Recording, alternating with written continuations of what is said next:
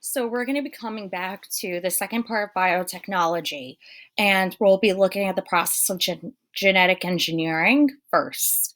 Last time we did leave off talking about tools to use in biotechnology, restriction enzymes, gel electrophoresis, assembling the sequence, the human genome, what's inside, how many genes, the number of base pairs, the personal genome, and privacy.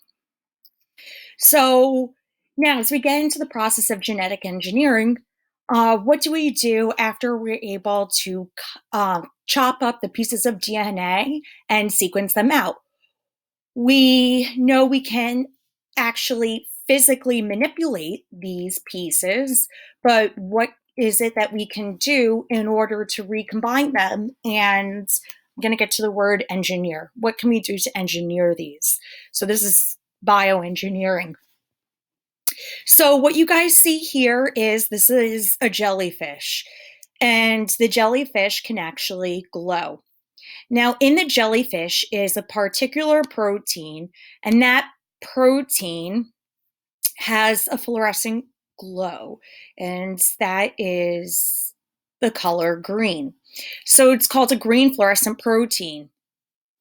So genetics is not just something that we study, but it's also something that we can engineer to change characteristics of living things. So so restriction enzymes are able to cut up DNA, and our genome is very, very large. So if we are able to cut up all these sequences with restriction enzymes and put them back together, how is it that we can find the specific sequence that we cut up? If you imagine like the human genome being 3 billion base pairs long and we cut up a specific sequence, how can we find that specific sequence of just 100 base pairs amongst a genome that's billions of base pairs? It's quite analogous to finding a needle in a haystack. So we have a way we can identify specific genes. We have a way that we can use to visualize these genes. To find a specific gene from a particular organism is quite challenging. And it's this jellyfish that has allowed us in order to do this. So in the late 80s, there was a scientist who wanted to find the gene for this fluorescent protein. And it is just abbreviated GFP. So that's how you often hear it, is GFP, but that stands for green fluorescent protein. So this researcher predicted the mRNA sequence, right? Because you have the DNA, and then that transcribes into the mRNA, and then that translates into a protein. So he predicted the mRNA sequence that would code for some of that protein. He had already built a genome. He already knew the DNA for this jellyfish. And by predicting the mRNA sequence, he then was able to screen the jellyfish genome in order to find the match. And therefore, the GFP protein was sequenced. So he was able to screen it to find a match. What we can do with the gene that codes for green fluorescent protein is we can use that in order to visualize specific genes. So here in this animation, the lower left-hand corner, green fluorescent protein has been used to tag the microtubules in the mitotic spindle during mitosis. So we're able to see how the mitotic spindle forms, how the chromosomes are able to attach to it and then separate during mitosis. Just moving that. Here, this mouse has prostate cancer, and all the genes that are active in prostate cancer that are turned on have the green fluorescent protein that has basically been lit up. So you're able to see how the cancer spreads over time in the different stages as it progresses to later stages, because you're able to see the fluorescence. So, to come back to the analogy of finding a needle in a haystack, it's like the GFP protein is a magnet that we attach to the gene. So if we're looking for that needle in the haystack, we're now going through the haystack with a magnet, so that then it's easier for us to find that needle, whether it may be made out of iron or steel. That needle will just stick to the magnet and make it easier for us to find it. So this glowing protein is allowing us to basically visualize a particular gene of interest. Here, it's allowing us to visualize the mitotic spindle. Here, it's allowing us to visualize the spread of prostate cancer. So there is a technique called PCR, and it stands for polymerase chain reaction. So in short, it's all about copying the DNA. Just copying the DNA, making copies of the DNA. In fact, some of the COVID-19 tests that we have are based in PCR and making copies of the DNA. So when we think about PCR and making copies, first think about the steps in DNA replication. So the first step in DNA replication is unwinding the DNA. So in DNA replication, we had an enzyme that allowed us to separate the strands. That enzyme was DNA helicase. However, here in PCR, there is heat that separates the DNA strands.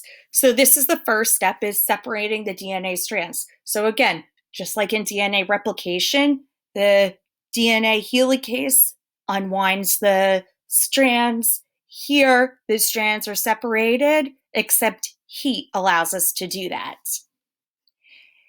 Then,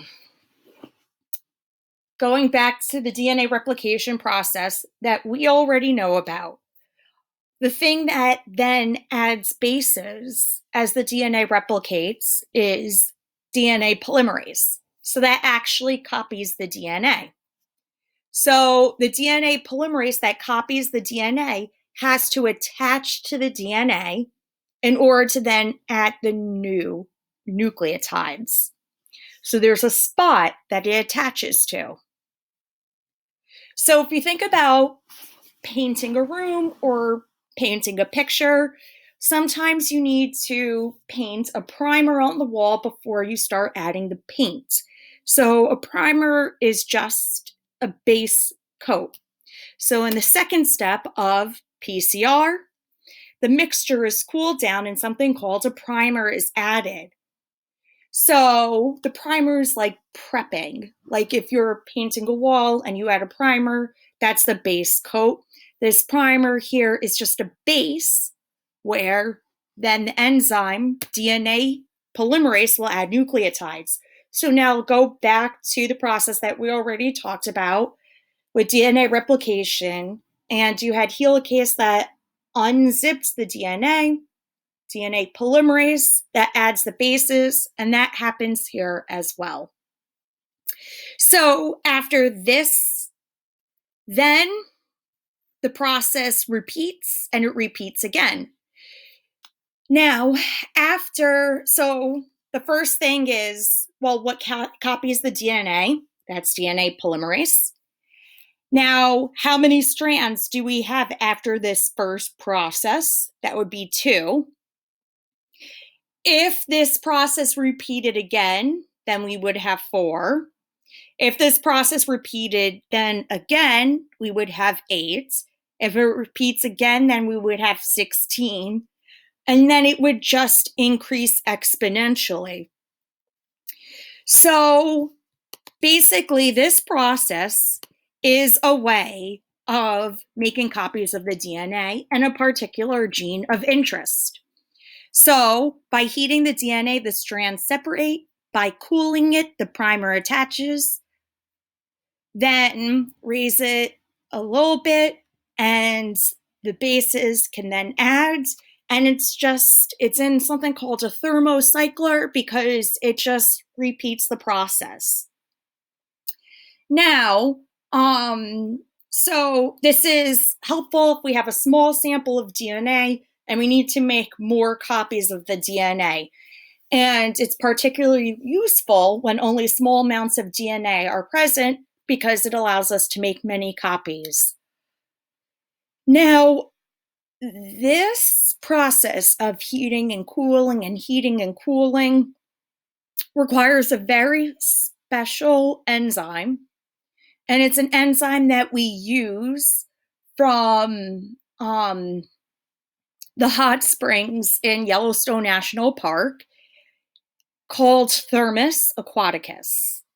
And so Thermus aquaticus, it's a polymerase from there, but we sometimes call it just Taq polymerase. So that's the name of the enzyme, Thermus aquaticus, and the T for thermus and the AQ for aquaticus makes it Taq polymerase. Anyway, the point is that it's a process where we heat it up to be very, very hot. And in this thermal cycler, we get many, many copies of DNA. That's basically the point. Now, we talked about how we can chop up the pieces of DNA. We talked about how we can separate out the DNA. So chopping up the DNA is using restriction enzymes. Separating the DNA out is with the use of gel electrophoresis. We can copy the DNA with PCR, polymerase chain reaction. So with the ability to make copies, with the ability to separate out, with the ability to cut, now we can take all this genetic information and we can start recombining it. We can start pasting it together. So here what we have is something called recombinant DNA. It's a source of DNA that's been recombined. So if we step back a bit and we think about the Griffith experiment that we learned about when we were starting DNA, Griffith was looking to study pneumonia, and he dealt with different strains of bacteria, a harmful and a non-harmful strain.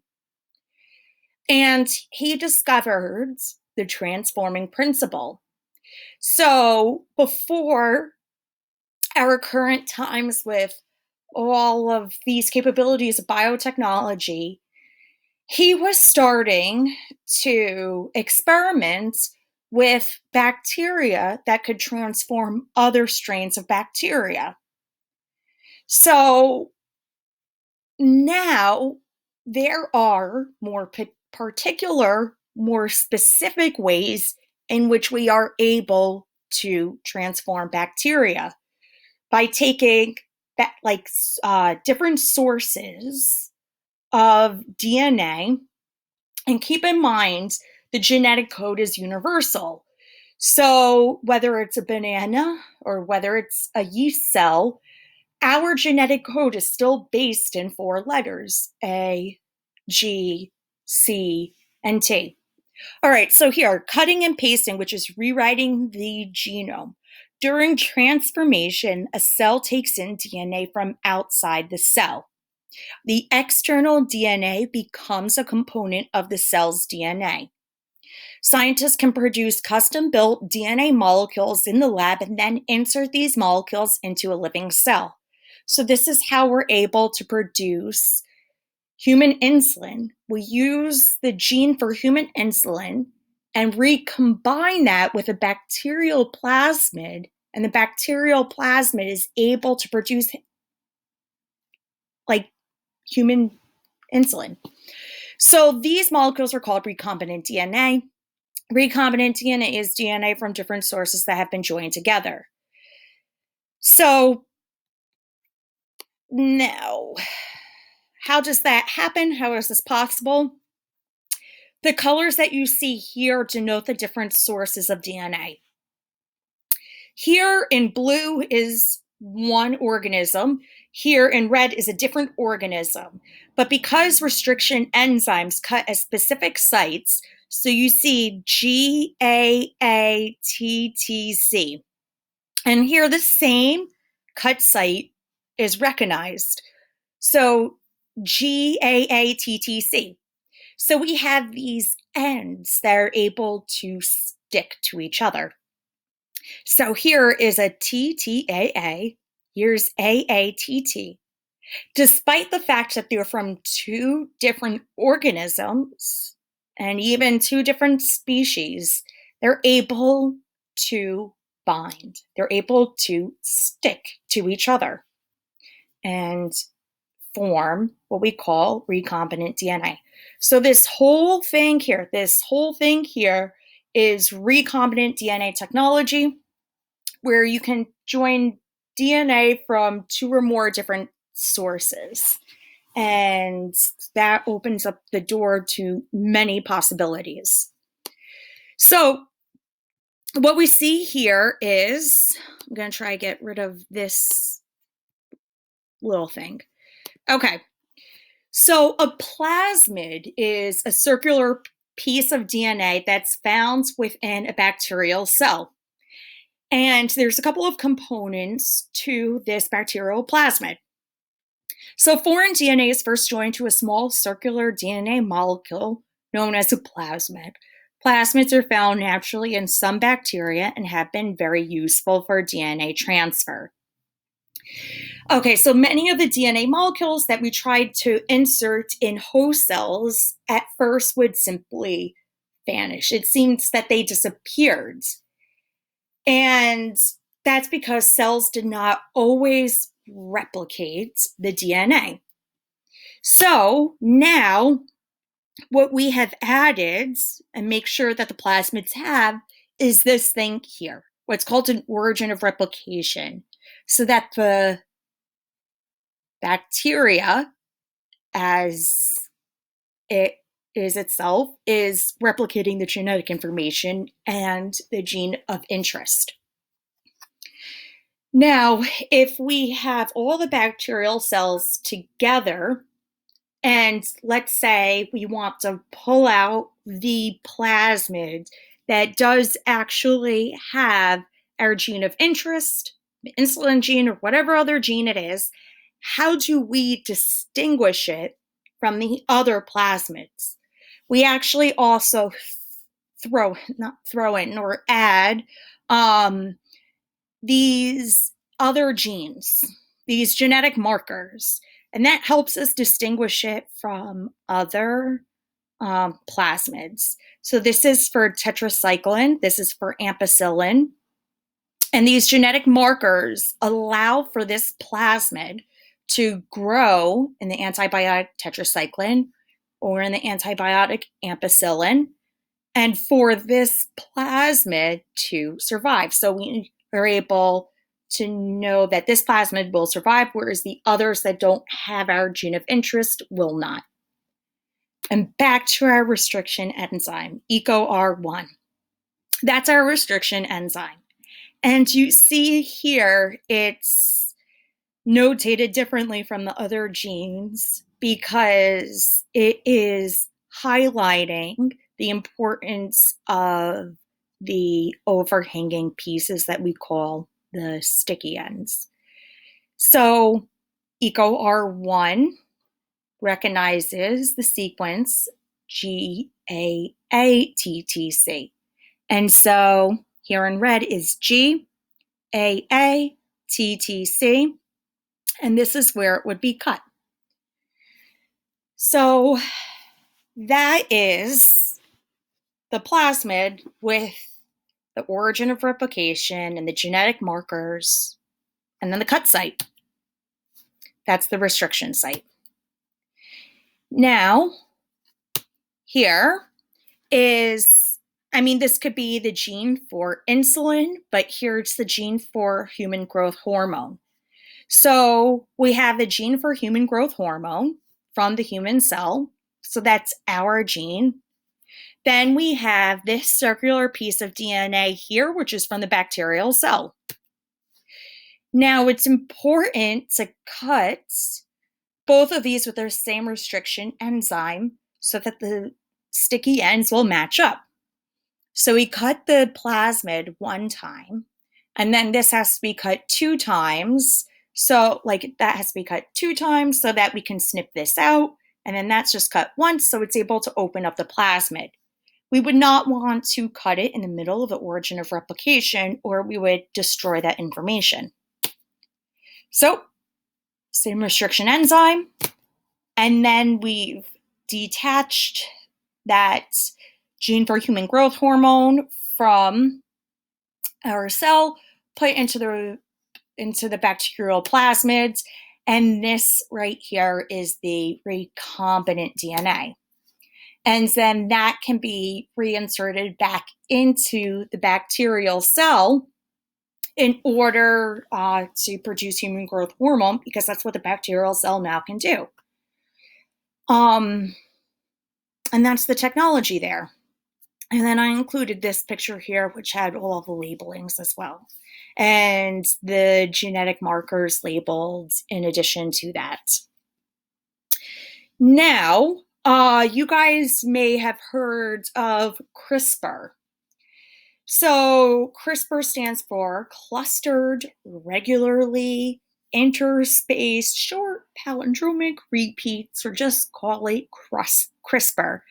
It's like a genome editing tool, and it was discovered amongst bacteria in salt marshes in Spain. And basically, these bacterial cells had some tools within them, some enzymes within them to defend themselves from viruses. And now, so here is a specific enzyme with these active sites. Now, these two act as scissors, and here may be a target DNA sequence, for example, in our own human genome. So this RNA will be able to recognize a particular gene, and it guides the Cas9 enzyme to the target DNA. So here is what could be our DNA or some other organism's DNA, and then that gene could be edited in some way, but it acts as a guide. So here in blue is the double-stranded DNA, and it could be cut. So going back here, the gene, let's say we disrupt it. If you disrupt the gene, you could see what the gene does because you can see how activity is affected. Or you could change the DNA sequence in the way that you will want so that the gene is edited or corrected. So CRISPR requires an enzyme that can cut DNA at a specific point. So that enzyme is Cas9. That's the Cas9 enzyme. An RNA binds Cas9 to guide it to the target DNA, and it's this RNA right here. So this target DNA is complementary to here, so the Cas9 enzyme knows where to go. The RNA guides it to that point.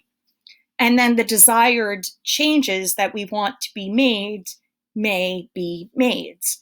So this tool is very, very useful because it allows us to study specific genes. It makes it possible to enact specific genes. This is like a gene editing tool on the most specific level. So it's a much more recent and new and developing technology. Now, Okay, so here are all the steps highlighted. Now, using a recombinant technology, here is a bacterial cell with the plasmids. And we do have transgenic plants, we have transgenic animals. So, in order to, at least in this case, produce this transgenic plant, we have a plasmid from a bacterial cell. And we removed that. We could take the desired gene, and because we were talking about the restriction enzymes, we cut that gene with the restriction enzyme, cut the plasmid with the same restriction enzyme in order to form this recombinant DNA. Then it could be inserted back into the bacterial cell. And then we can insert that into the plant. And what you see here are these are genetically modified zebrafish with fluorescent proteins. So that is that. So transgenic organisms are those that have genes from different species. So the zebrafish that we have right here, that this has been engineered with several fluorescent proteins, but one of which is the green fluorescent protein. So it has its own DNA and the DNA from the jellyfish. So it's a transgenic organism. So we've been able to use bacteria in order to produce insulin, growth hormone, blood clotting factors, transgenic bacteria. We've been able to genetically modify animals to create transgenic animals that can be used to study genes and improve the food supply. Mice produced with human genes that make their immune system act similarly to those of humans and allow scientists to study the effects of disease on the human immune system. So there are genetically modified pigs and cows that help make the food production process more efficient. Genetically modified plants, which are important also to our food supply. In the next section, we'll be getting into applications of genetic technology. Many of these plants contain a gene that produces its own natural pesticides, so plants don't have to be sprayed with pesticides. So more recently, we have cloned, not more recently, I guess in 1997, right?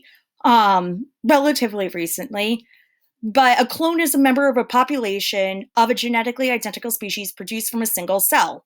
So the first this was quite groundbreaking, but there was a sheep that was cloned by the name of Dolly. And how did they do this? They actually used 3 different sheep in order to do this. So the first sheep provided the egg cell. This sheep donated the egg. The nucleus of this egg was removed because that's the one that provides the egg. This is the cell that we're going to use to get the genetic information. So this one provides the cell. This one provides the nucleus. So if you're thinking about what we're actually cloning, the thing that we're actually cloning is this bottom sheep, because this is the one that's providing its nucleus or its DNA. So then we get the cell that's fused together. So this is essentially like our zygote. So we're kind of starting out with a diploid cell already. The cell divides and divides, and we get an embryo. And then we have a foster mother or a surrogate mother. And then that foster mother gives birth to the cloned lamb. This lamb will look like this one, not that one, because this is the one that donated the nucleus. So that's what clones are. And then here's a snapshot of the whole thing with all the information if you want to pause there. So here in applications of biotechnology, we see biotechnology used in our lives in ways that you may not expect. So ideally, genetic modification will lead to better, less expensive, and more nutritious foods, as well as less harmful manufacturing processes.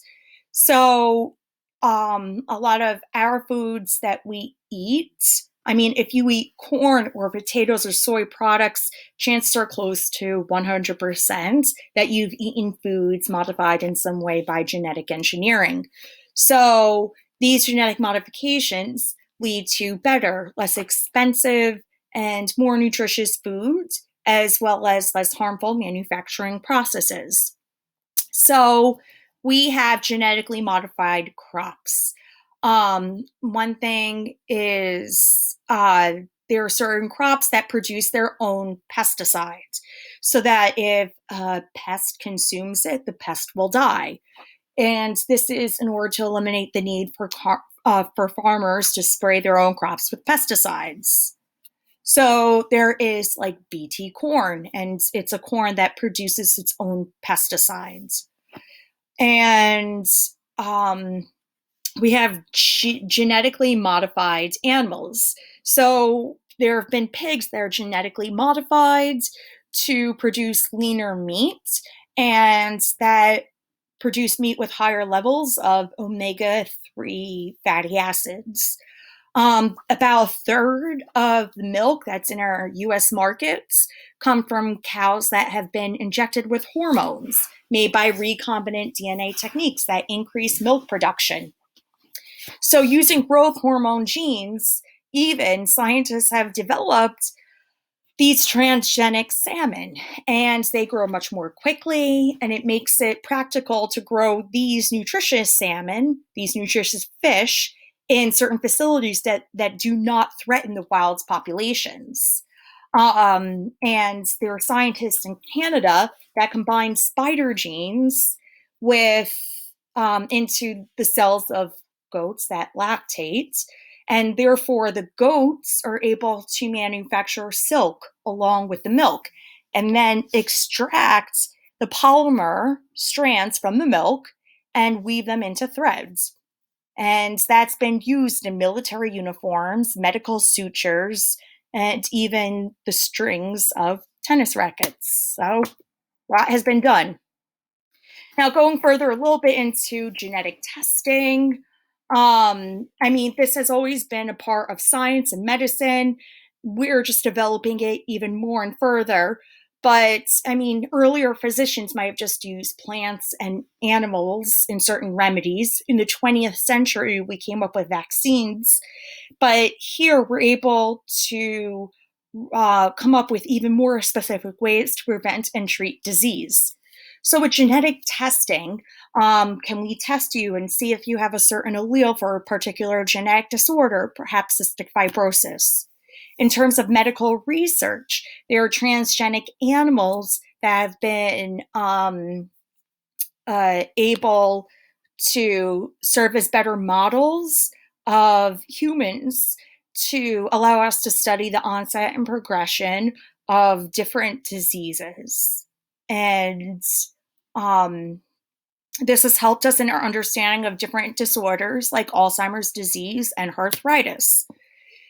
And in preventing and treating disease, we have something called golden rice.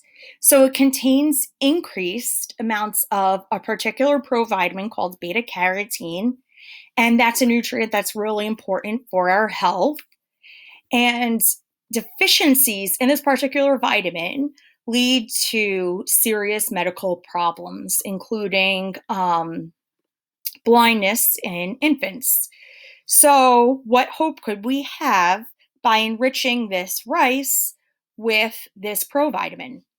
Human proteins. So, if we are able to engineer human growth hormone better, could we help people who suffer from dwarfism? How can we engineer that? We talked about gene therapy, and there have been some setbacks in our studies with gene therapy, in particular with the immune system. But now, as we develop CRISPR better, maybe we can use CRISPR and gene therapy together to better edit genes. Even genetically modified mosquitoes, because mosquitoes spread a lot of disease, including malaria and Zika virus and dengue. So now, in order to study how genes are active, we can use something called DNA microarrays to study genes and how they're expressed. So scientists use DNA microarray technology to study hundreds or even thousands of genes at once to understand their activity levels. So basically, if it's active, it's being expressed. Why would you care about this? Well, maybe you might want to study the activity of cancer cells and compare it to normal cells to see what makes the cancerous cells cancerous. So let's look at mRNA. So cancer versus normal cells, and we get it's called cDNA because it's complementary to that DNA. And we put it in this microarray. Each well is for one gene. And if that particular gene is expressed in that particular cell, then the mRNA from the cancer, for example, might go there, or the mRNA from the normal cell might go there. So here, red represents cancer, green represents normal. Okay, so here's a well for 3 different genes. So this is a gene. Okay, so here, this shows that the gene is expressed in both cells. This shows that the gene is expressed only in cancer. And that shows that that third gene is expressed only in the normal cell. That's how it's used. I'll move here in case you want to look at that and pause that. And in terms of personal identification, it might be one of the things you think of with DNA testing. But DNA fingerprinting analyzes sections of DNA that have little or no known function, but vary widely from one individual to another. So identical twins are going to be the only 2 people that have identical DNA. You have, with your sibling, 50% of your DNA that's the same. You and your mother, you share with your mother 50% of your DNA. You with your father share 50% of your DNA. But with your identical twin, you would share 100% of your DNA. So DNA samples can be obtained from blood, sperm, and hair strands with tissue at the base. Depending on the crime, chromosomes contain large amounts of DNA called repeats that don't code for proteins, and that pattern varies from person to person. Restriction enzymes used to cut DNA into fragments containing genes and repeats. So here is the DNA from one person. Here's the DNA from a different person.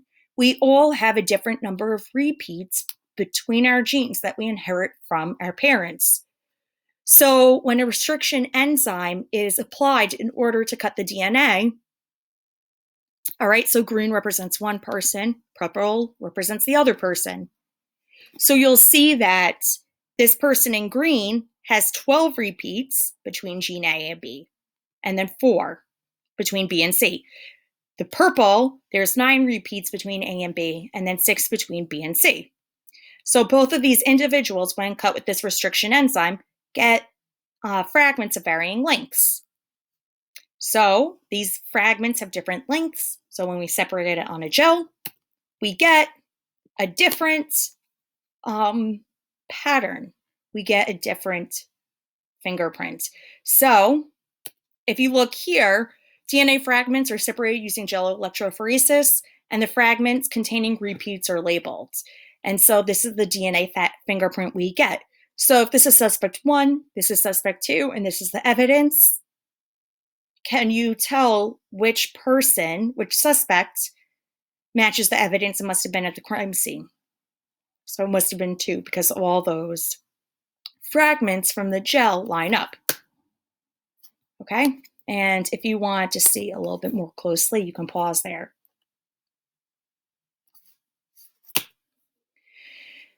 So, ethics about biotechnology. When we talk about molecules in biotechnology, what can be patented, what cannot be patented. Anything that's found in nature cannot be patented. What could be bioengineered may be patented. Privacy. DNA can reveal private information, including ethnic heritage, the chances of developing certain diseases, and evidence for criminal cases. So, who owns the genetic information stored in your DNA? And how should that genetic information be used? That's completely up to you as to how you view that. Genetically modified foods, there are arguments for and against that. But some arguments for genetically modified foods is that it does produce higher yields. It reduces land use. It reduces energy consumption. It lowers food costs. It reduces chemical usage. And it's been 2 decades since we started using it, and there's no evidence of harm that has been found. But there are some arguments against it. And here are those arguments against it. So despite that, there's still no super long-term studies. Insect resistance genes may threaten beneficial insects. Herbicide resistance genes may lead to the overuse of herbicides. And there are patents that just may be too costly for small farmers. So as we wrap this up, here is a zebrafish that has a gene from a red fluorescent protein. And so based on all of our new capabilities with biotechnology, just because we have the technology to modify an organism's characteristics, are we justified in doing so? And this is just for your reflection and your opinion. What is the single most important ethical issue related to biotechnology? Why does this issue need to be resolved? This is kind of one of those more open-ended questions. On that note, I will close this.